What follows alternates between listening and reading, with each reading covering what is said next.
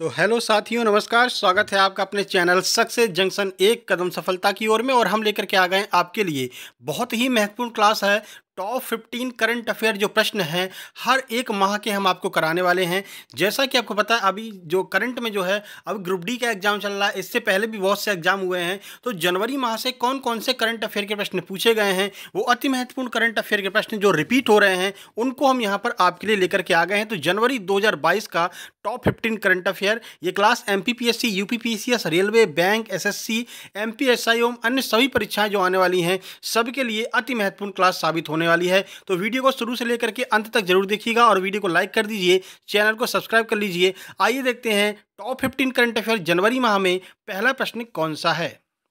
तो देखिए, पहला प्रश्न आपके सामने, किस राज्य सरकार ने जनवरी 2022 में रोजगार मिशन नामक एक रोजगार मिशन शुरू करने की घोषणा की है। तो रोजगार मिशन के नाम से एक मिशन चालू किया है, कौन सी ऐसी राज्य सरकार है? केरल, कर्नाटक, छत्तीसगढ़ या फिर हिमाचल प्रदेश? आइए देखते हैं आंसर। सही आंसर है सी, यानी कि छत्तीसगढ़ सरकार ने रोजगार मिशन के नाम से एक मिशन चालू किया है। आइए पूरी जानकारी देते हैं इस प्रश्न के बारे में आपको। तो देखिए, रोजगार मिशन की अगर बात करें तो छत्तीसगढ़ सरकार ने 2022 में रोजगार मिशन नामक एक रोजगार योजना चालू करने का फैसला किया है। ठीक है, जनवरी 2022 की ये बात है। मिशन का उद्देश्य है अगले 5 वर्षों में राज्य सरकार में 12 लाख से 15 लाख तक नौकरियां उपलब्ध कराना। ये छत्तीसगढ़ सरकार का यहाँ पर लक्ष्य है और छत्तीसगढ़ सरकार अच्छा काम कर रही है वर्तमान में। ठीक है, चलिए आगे बढ़ते हैं और अगला प्रश्न देखते हैं। अगला प्रश्न है, भारतीय रिजर्व बैंक आरबीआई ने जनवरी 2022 में किसे नया कार्यकारी निदेशक यानी कि ईडी नियुक्त किया है? ये बहुत ही महत्वपूर्ण प्रश्न है, इस पर आप स्टार लगा लीजिएगा। आपको कहीं ना कहीं आपकी आगामी परीक्षाओं में देखने को मिल सकता है। जिनका ग्रुप डी का पेपर चल रहा है उनके लिए बहुत ही महत्वपूर्ण क्लास है, क्योंकि लगातार ऐसे ही प्रश्न जो है परीक्षाओं में पूछे जाते रहते हैं। तो देखिए, रूपेश मिश्रा और सुजीत कुमार, अमित गुप्ता और अजय सिंह, अजय कुमार चौधरी और दीपक कुमार, सुमित गुप्ता और अमरीश अग्रवाल। आइए आंसर देख लेते हैं। इसका आंसर क्या है? सही आंसर है सी, यानी कि अजय कुमार चौधरी और दीपक कुमार को जो है भारतीय रिजर्व बैंक ने जनवरी 2022 में नया कार्यकारी निदेशक नियुक्त किया है। ये बहुत ही महत्वपूर्ण प्रश्न है। ये ऐसे प्रश्न है जिसको लोग छोड़ करके आते हैं। देखिए, भारतीय रिजर्व बैंक आरबीआई ने 5 जनवरी 2022 को अजय कुमार चौधरी और दीपक कुमार को नए कार्यकारी निदेशक के रूप में जो है यहाँ पर नियुक्त किया है। अजय कुमार चौधरी और दीपक कुमार, नाम याद रखिएगा। अजय चौधरी सेंट्रल बैंक के पर्यवेक्षण विभाग के प्रभारी मुख्य महाप्रबंधक के रूप में अभी तक कार्यरत थे। कहां पर? सेंट्रल बैंक में। जबकि दीपक कुमार की बात करते हैं तो दीपक कुमार आरबीआई के सूचना प्रौद्योगिकी विभाग यानी आईटी विभाग के प्रमुख के रूप में अभी तक कार्यरत थे। अब इन दोनों लोगों को यहां पर आरबीआई ने कार्यकारी निदेशक नियुक्त कर दिया है। चलिए आगे बढ़ते हैं। अगला प्रश्न, निम्नलिखित में से किस देश के चंद्र जांच मिशन ने जनवरी 2022 में चंद्रमा पर पानी के साक्ष्य खोजे हैं? कौन से देश का ऐसा मिशन है जिसने ये बताया है कि हाँ, चंद्रमा पर पानी उपस्थित है? भारत, चीन, रूस, जापान? आइए आंसर देख लेते हैं। सही आंसर है बी, यानी कि चीन ने एक जो मिशन भेजा था उसने ये बताया है कि हाँ, चंद्रमा पर जो है पानी उपलब्ध है। आइए कुछ जानकारी देते हैं। तो चीन के चांग ई 5 चंद्र लैंडर को चंद्रमा की सतह पर पानी का पहला ऑन साइड सबूत मिला है। याद रखिएगा नाम क्या है? तो चांग ई 5 चंद्र लैंडर है। किसका है? चाइना का है। ये जरूर याद रखना है। यह अध्ययन साइंस एडवांटेज जर्नल में प्रकाशित हुआ था। जो साइंस एडवांटेज नाम से पत्रिका एक जो है जारी की जाती है, तो उसमें यह प्रकाशित हुआ था कि चांग ई 5 को जो है चंद्रमा पर पानी के साक्ष्य मिले हैं, जो कि चीन का जो है लैंडर है। ये आपको याद रखना है, प्रश्न पूछा जा सकता है। अगला प्रश्न देख लेते हैं। तो रुपए 700 करोड़ की अनुमानित लागत से प्रधानमंत्री नरेंद्र मोदी ने जनवरी 2022 में किस शहर में मेजर ध्यानचंद स्पोर्ट्स यूनिवर्सिटी की आधारशिला रखी है? ग्रुप डी में अभी तक 4 से 5 शिफ्ट जो है दिन एग्जाम हो चुके हैं, लगभग 10 शिफ्टें हो चुकी हैं और 10 में से 4 शिफ्टों में ये प्रश्न देखने को मिला है। आगरा, मथुरा, कानपुर या फिर मेरठ? आइए आंसर देख लेते हैं। इसका सही आंसर डी, यानी कि मेरठ में जो है 700 करोड़ की लागत से मेजर ध्यानचंद स्पोर्ट्स यूनिवर्सिटी की आधारशिला रखी गई है। मोदी जी ने इसकी आधारशिला रखी है, जो प्रधानमंत्री हैं। तो देखिए, प्रधानमंत्री नरेंद्र मोदी ने 2 जनवरी 2022 को उत्तर प्रदेश के मेरठ में मेजर ध्यानचंद खेल विश्वविद्यालय की आधारशिला रखी। याद रखिएगा, यह विश्वविद्यालय मेरठ के सरधना कस्बे के सलावा और कैली गांव में 700 करोड़ रुपए की लागत से जो है स्थापित किया जाएगा। विश्वविद्यालय में 540 महिला, 540 पुरुष खिलाड़ियों सहित कुल 1080 खिलाड़ियों को प्रशिक्षित करने की क्षमता होगी। ध्यानचंद खेल विश्वविद्यालय सिंथेटिक, हॉकी ग्राउंड, फुटबॉल आदि सहित आधुनिक और अत्याधुनिक खेल का बुनियादी ढांचे से लैस होगा। यानी कि बहुत से खेल इसमें खेले जाएंगे, जिसमें हॉकी है, फुटबॉल है और अन्य वॉलीबॉल वगैरह सभी खेलों का प्रशिक्षण जो है इस खेल विश्वविद्यालय में दिया जाएगा। ठीक है, चलिए, स्थापना याद रखना है, कब की गई है और कहाँ पर की गई है, किसने की है, यही आपके लिए महत्वपूर्ण है। जनवरी 2022 में अल्फाबेट और गूगल के मुख्य कार्यकारी अधिकारी सुंदर पिचाई को निम्नलिखित में से कौन सा पुरस्कार मिला है? जी हाँ, राज करेगा इंडिया। जितनी भी बड़ी-बड़ी कंपनियां हैं विश्व में, उनमें अगर आप देखेंगे तो मुख्य कार्यकारी अधिकारी के रूप में या फिर सीईओ के रूप में भारतीय मूल के लोग वहां पर उपस्थित हैं, ठीक है ना? तो सुंदर पिचाई उनमें से एक हैं। तो बताइए, जनवरी 2022 में अल्फाबेट और गूगल के मुख्य कार्यकारी सुंदर पिचाई को कौन सा पुरस्कार भारत सरकार के द्वारा दिया गया? पद्म विभूषण, पद्मश्री, भारत रत्न या फिर पद्म भूषण? आइए आंसर देख लेते हैं। सही आंसर है डी, यानी कि पद्म भूषण पुरस्कार से नवाजा गया। दो लोगों को नवाजा गया था। आइए दोनों के नाम देख लेते हैं। तो गूगल के सीईओ सुंदर पिचाई और माइक्रोसॉफ्ट के सीईओ सत्या नडेला ने भारत के तीसरे सर्वोच्च नागरिक पुरस्कार, याद रखिएगा ये तीसरा सर्वोच्च नागरिक पुरस्कार है, ठीक है, पद्म भूषण से इनको सम्मानित किया गया। दो लोगों को, सत्या नडेला और सुंदर पिचाई। सुंदर पिचाई गूगल से हैं, सत्या नडेला माइक्रोसॉफ्ट से हैं। शायद इसी वजह से ये दोनों प्रश्न ग्रुप डी के एग्जाम में पूछे गए हैं, क्योंकि हाल ही में जो है इनको ये पुरस्कार से नवाजा गया है जनवरी में। इसलिए ये दोनों प्रश्न पूछे गए हैं कि माइक्रोसॉफ्ट के सीईओ कौन है, और अगले ही शिफ्ट में पूछ लिया कि गूगल के सीईओ कौन है। और 2 बार ये प्रश्न पूछा जा चुका है। प्रश्न रिपीट भी हो रहे हैं ग्रुप डी के एग्जाम में, ठीक है। तो सुंदर पिचाई और सत्या नडेला इस वर्ष 2022 17 पद्म भूषण पुरस्कार विजेताओं में शामिल है, यानी कि 17 पद्म भूषण पुरस्कार दिए गए, जिनमें 2 लोग ये भी हैं। इन दोनों को व्यापार और उद्योग श्रेणी में पद्म भूषण से नवाजा गया था। प्रश्न को अगर कठिन बनाएंगे तो यही पूछेंगे कि सुंदर पिचाई और सत्या नडेला को कौन सी श्रेणी में नवाजा गया पद्म भूषण से? तो व्यापार और उद्योग की श्रेणी में इनको नवाजा गया है। अगला प्रश्न देख लेते हैं। वीडियो को लाइक कर दीजिएगा, जिससे कि अगली जो है फरवरी की वीडियो भी आपके पास में आ सके। साथ ही साथ में जो एमपीपीएससी मेंस की क्लासेस चल रही हैं, मेंस की जो वीडियो आ रही है, उसका अगला वीडियो आने वाला है जो कि साइंस एंड टेक के ऊपर होगा। तो साइंस के किस तरह के प्रश्न आपके एग्जाम में पूछे जाएंगे मेंस में, उन प्रश्नों को हम लेकर के आने वाले हैं। फॉरेस्ट मेंस और स्टेट पीएससी दोनों का मेंस एक साथ में हम कवर कर रहे हैं, ठीक है। निम्नलिखित में से किस देश की नौसेना ने 14 जनवरी 2022 को भारत के साथ अरब सागर में एक पासिंग अभ्यास किया है? अरब सागर में 14 जनवरी 2022 को एक अभ्यास किया गया है। कौन सी देश की सेना के साथ किया गया है? यूनाइटेड किंगडम, फ्रांस, रूस, श्रीलंका? आइए आंसर देखें। सही आंसर है सी, यानी कि रूस के साथ में भारत ने 14 जनवरी 2022 को अरब सागर में एक अभ्यास किया। तो भारत और रूस की नौसेनाओं ने, नौसेना अभ्यास है, 14 जनवरी 2022 को अरब सागर में एक पासिंग अभ्यास किया। भारतीय नौसेना के स्वदेशी रूप से डिजाइन और निर्मित निर्देशित मिसाइल विध्वंसक आईएनएस कोच्चि ने रूसी संघ की नौसेना के विध्वंसक एडमिरल ट्रिब्यूट्स के साथ में अभ्यास किया। दोनों का नाम याद रखना है, ठीक है, आईएनएस कोच्चि और यहाँ पर ट्रिब्यूट्स। एक पासिंग आउट अभ्यास यह सुनिश्चित करने के लिए किया जाता है कि इसमें भाग लेने वाली दो नौसेनाएं आपदा और युद्ध के समय सुचारू रूप से समन्वय और संवाद स्थापित करने में सक्षम होती हैं, ठीक है। बस आपको इतना याद रखना है कि भारत और रूस की नौसेनाओं ने 14 जनवरी 2022 को अरब सागर में एक पासिंग आउट का अभ्यास का यहाँ पर आयोजन किया था। अगला प्रश्न, जनवरी 2022 में भारत के राष्ट्रपति द्वारा कितने लोगों को शौर्य चक्र से सम्मानित किया गया था? 12 व्यक्तियों को, 6 व्यक्तियों को, 2 व्यक्तियों को या फिर 17 व्यक्तियों को? आइए आंसर देखें। सही आंसर है ए, यानी कि 12 व्यक्तियों को जो है शौर्य चक्र से सम्मानित किया गया था। चलिए और सभी पुरस्कार देख लेते हैं। तो 73वें गणतंत्र दिवस समारोह की पूर्व संध्या पर सशस्त्र बलों के जवानों और अन्य को 12 शौर्य चक्र प्रदान किए गए, ठीक है, 12 शौर्य चक्र। राष्ट्रपति ने 73वें गणतंत्र दिवस, अब देखिए 73वें गणतंत्र दिवस पर राष्ट्रपति रामनाथ कोविंद थे, ठीक है, और वर्तमान में जो है वो आपकी मुर्मू जी जो है वो वर्तमान में राष्ट्रपति हैं। ये आपको याद रखना है, ठीक है, वहां पर पूछा जा सकता है। पूर्व संध्या पर सशस्त्र बलों के कर्मियों और अन्य को 384 वीरता पुरस्कार से नवाजा गया। इनमें 12 शौर्य चक्र हैं, 29 परम विशिष्ट सेवा पदक हैं, 4 उत्तम सेवा पदक हैं, 53 अति विशिष्ट सेवा पदक हैं, 13 युद्ध सेवा पदक हैं, 122 विशिष्ट सेवा पदक हैं, 81 सेना पदक हैं, 2 वायुसेना पदक हैं। ये आदि जो है पुरस्कार यहाँ पर दिए गए। इन सबको याद कर लीजिए। जैसे शौर्य चक्र पूछ लिया है, वैसे इनमें से कुछ भी पूछा जा सकता है। आगे बढ़ते हैं, अगला प्रश्न, और बहुत ही जल्दी हम आपके लिए एमपी जीके की जो एमपी करंट अफेयर है वो भी हम मंथ वाइज लेकर के आने वाले हैं। जनवरी से हम स्टार्ट करेंगे। जनवरी, फरवरी, मार्च, अप्रैल, मई, जून, जुलाई, अगस्त तक की आपके सामने हम एक एक महीने की जो है एमपी करंट अफेयर भी लेकर के आएंगे। तो चैनल को सब्सक्राइब जरूर कर लीजिएगा। निम्नलिखित में से कौन जनवरी 10 से 16 2022 स्टार्टअप इंडिया इनोवेशन वीक का आयोजन कर रहा है? आंतरिक व्यापार संवर्धन विभाग, कृषि अनुसंधान और शिक्षा विभाग, वित्तीय सेवा विभाग या फिर पेंशन और पेंशनभोगी कल्याण विभाग? चलिए आंसर देख लें। सही आंसर है ए, यानी कि आंतरिक व्यापार संवर्धन जो विभाग है वो यहाँ पर 10 से 16 जनवरी 2022 स्टार्टअप इंडिया इनोवेशन वीक का आयोजन किया था, ठीक है।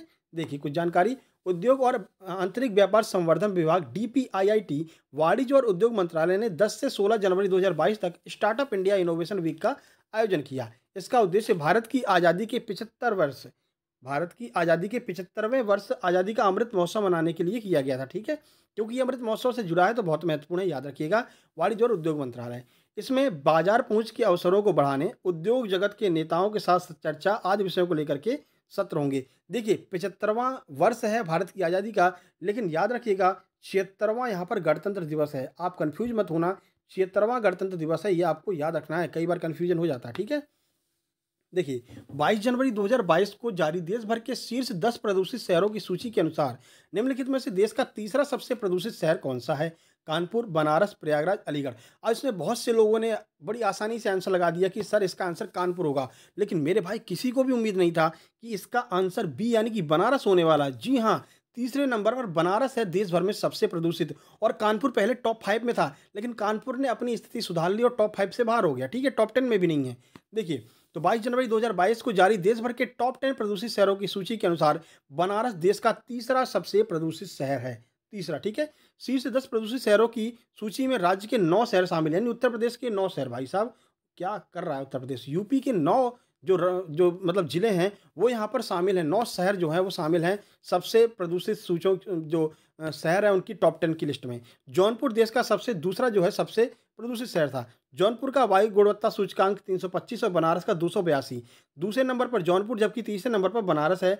आईक्यू एयर की ओर से जारी आंकड़ों के मुताबिक बनारस 282 एआईक्यू के साथ ऑरेंज जोन में है। बस आपको याद रखना, तीसरे नंबर पर कौन है? बनारस है। दूसरे पर कौन है? जौनपुर है, और पहले पर घाटमपुर है, ठीक है? चलिए आगे बढ़ते हैं।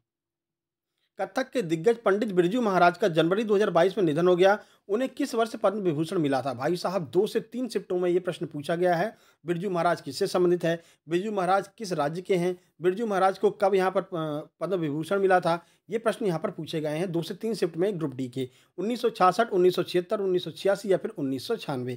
आइए आंसर देख लेते हैं। देखिए ये ऐसे प्रश्न हैं जो बार बार पूछे ही जाएंगे, आगे भी आपसे करंट अफेयर से अगर पूछे जाएंगे तो जनवरी के ये टॉप 15 प्रश्न आपको कहीं ना कहीं देखने को मिलने वाले हैं। तो इसीलिए हम मंथ वाइज करंट अफेयर आपका कवर करा रहे हैं, और टॉप जो 15 प्रश्न होते हैं जिनकी ज़्यादा संभावनाएं आने की। देखिए करंट अफेयर तो बहुत बड़ा है, कहाँ पर कितना करंट अफेयर आप कवर करेंगे, लेकिन जो टॉप 15 प्रश्न होते हैं जिनकी बहुत ज़्यादा संभावनाएं हैं और कई बार पूछे गए हैं अभी तक, उन प्रश्नों को हम आपके लिए लेकर के आए हैं, ठीक है?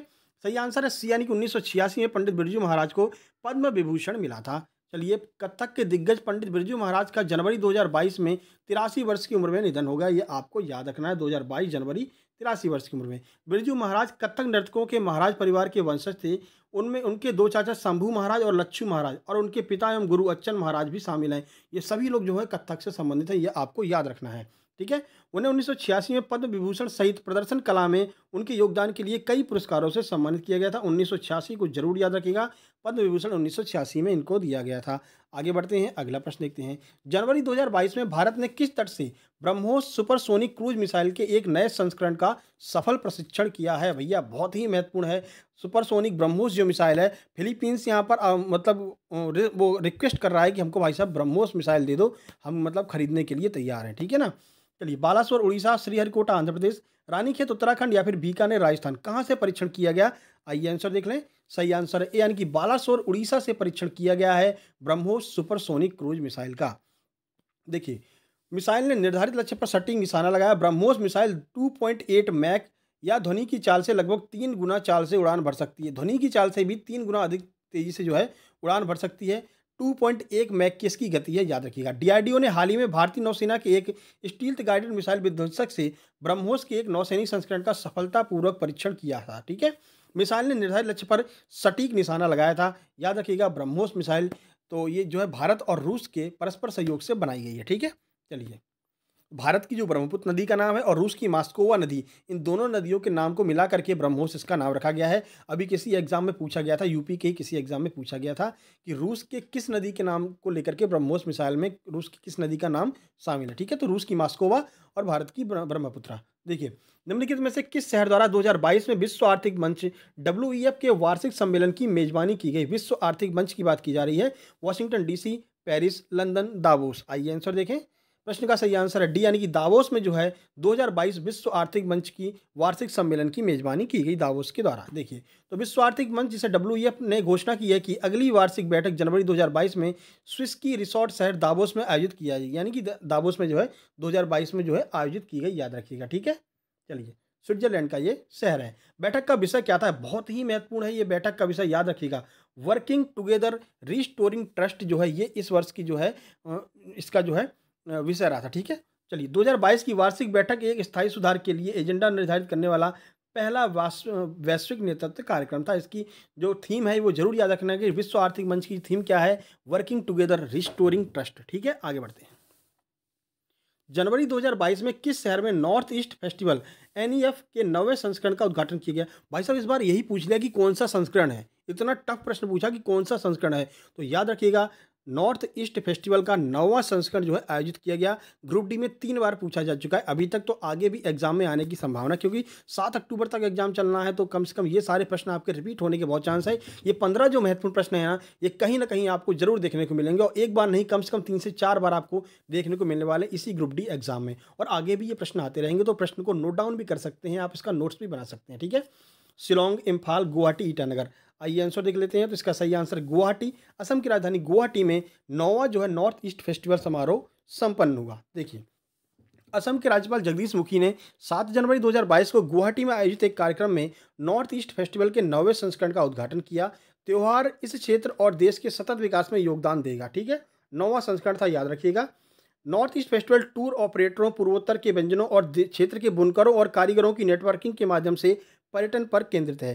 फेस्टिवल की पहल क्या थी? तो make in north east, startup north east पहल के साथ हुई। याद रखिएगा, make in north east, startup north east पहल के साथ में इसकी शुरुआत की गई थी। ये आपको याद रखना है। इस पहल का जो है लोगो क्या था, थीम क्या था, ये आपको याद रखना है। मेक इन नॉर्थ ईस्ट और स्टार्टअप नॉर्थ ईस्ट। ठीक है, आगे बढ़ते हैं। 9वां संस्करण था, ये पूछा गया ग्रुप डी के एग्जाम में अभी कुछ दिन पहले ही। निम्नलिखित में से किस कंपनी ने 11 जनवरी 2022 से शेर सिंह ख्यालिया के मुख्य कार्यकारी अधिकारी नियुक्त किया? शेर सिंह ख्यालिया को कौन सी कंपनी ने सीईओ नियुक्त किया है? टाटा पावर ने, आईटीसी लिमिटेड ने, power grid corporation of India ने, या फिर अडानी पावर ने? आइए आंसर देख लेते हैं। सही आंसर डी, यानी कि अडानी पावर ने शेर सिंह ख्यालिया को अपना सीईओ नियुक्त किया है। देखिए, तो अडानी पावर ने 11 जनवरी 2022 को शेर सिंह ख्यालिया को मुख्य कार्यकारी अधिकारी यानी कि सीईओ नियुक्त किया है अडानी पावर ने, याद रखिएगा। इससे पहले ख्यालिया गुजरात पावर कॉर्पोरेशन में मैनेजिंग डायरेक्टर के तौर पर काम कर रहे थे। गुजरात पावर कॉर्पोरेशन में एमडी थे। वह पावर एक्सचेंज इंडिया लिमिटेड, पश्चिम गुजरात वीज कंपनी लिमिटेड, उत्तर गुजरात वीज कंपनी लिमिटेड और अन्य सहित कई बिजली वितरण कंपनियों के बोर्ड निर्देशक भी रह चुके हैं। ठीक है, इतना याद रखिएगा। शेर सिंह ख्यालिया को किसने अपना मुख्य सीईओ बनाया है? तो अडानी पावर ने। बस इतना काफ़ी है। अगला प्रश्न है, गृह मंत्री, देखिए वीडियो लाइक जरूर कर दीजिएगा आप लोग। गृह मंत्री अमित शाह ने जनवरी 2022 में किस राज्य या फिर केंद्र शासित प्रदेश के लिए पहला जिला सुशासन सूचकांक जारी किया है? बहुत ही महत्वपूर्ण प्रश्न है, आपको आगे वाली शिफ्ट में देखने को मिलेगा। लद्दाख, पंजाब, जम्मू कश्मीर और चंडीगढ़। अब देखिए, पहला है तो जो नया यहाँ पर बना होगा वो वहीं कहीं पर चालू किया गया होगा, तो जम्मू कश्मीर लद्दाख में से एक हो सकता है। तो सही आंसर सी, यानी कि जम्मू कश्मीर में जिला सुशासन सूचकांक जारी किया गया। देखिए, तो गृह मंत्री अमित शाह ने 22 जनवरी 2022 को केंद्र शासित प्रदेश जम्मू और कश्मीर के लिए पहला जिला सुशासन सूचकांक जारी किया। जम्मू जिला शीर्ष उभरा है, जबकि श्रीनगर जिला 5वें पायदान पर आया है। यह सूचकांक जम्मू कश्मीर सरकार के सहयोग से प्रशासनिक सुधार और लोक शिकायत विभाग के द्वारा तैयार किया गया। विभाग आजकल पूछ लिए जा रहे हैं, तो विभाग का नाम याद रखिएगा, प्रशासनिक सुधार और लोक शिकायत विभाग के जो है सहयोग से तैयार किया गया है। पहले नंबर पर जम्मू था और 5वें नंबर पर श्रीनगर था। ठीक है, आगे बढ़ते हैं। तो ये कुछ महत्वपूर्ण प्रश्न थे जो जनवरी माह से बहुत ही महत्वपूर्ण प्रश्न जो परीक्षाओं में पूछे जा सकते हैं। अगला वीडियो फरवरी का आने वाला है। इससे पहले एमपीपीएससी मेंस का साइंस वाला वीडियो आ जाएगा कल, तो वीडियो को लाइक कर दीजिए और चैनल को सब्सक्राइब करके नोटिफिकेशन बेल जरूर दबा लीजिएगा। ये हमारा टेलीग्राम चैनल है जहाँ पर आपको प्रॉपर नोट्स वगैरह मिलते रहते हैं। लाइक सब्सक्राइब जरूर कर दीजिएगा। सर्च करके आप सक्सेस जंक्शन सर्च करेंगे तो आपको देखने को मिल जाएगा, वहाँ पर आप इसको ज्वाइन भी कर सकते हैं। तो अति महत्वपूर्ण प्रश्न की सीरीज चल रही है, लाइक सब्सक्राइब जरूर कर दीजिएगा। जल्दी मिलते हैं एक नई वीडियो में, तब तक के लिए नमस्कार, धन्यवाद।